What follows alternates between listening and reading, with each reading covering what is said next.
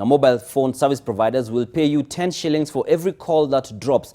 Now, this is if a bill set to be tabled in Parliament by GEM MP, that is Elisha Odhiambo, sails through as is. Another key focus of the proposed legislation is to rein in dominance in the telecommunications sector.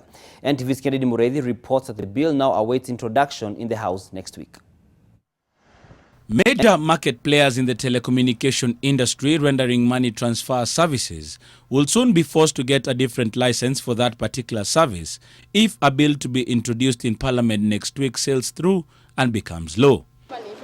The bill, the Kenya Information and Communications Amendment Bill 2019, sponsored by GEM MP Elisha Odhiambo, seeks to break the big telecommunication industries in the country and have them pay different taxes for the different businesses they engage in by having them get different licenses. According to the Competition Act, when you become a major player in a sector and you're competing, you're not allowed a level of monopoly.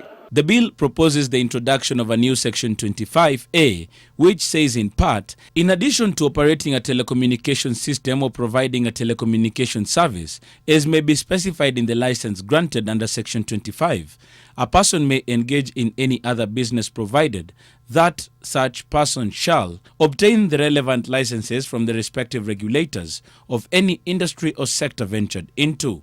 They should also legally split or separate the telecommunication business from such other businesses and provide separate accounts and reports in respect of all businesses carried out. The bill continues to say that anyone who fails to meet these requirements is liable to a fine not exceeding 10 million shillings or to imprisonment for a term not exceeding 2 years or both.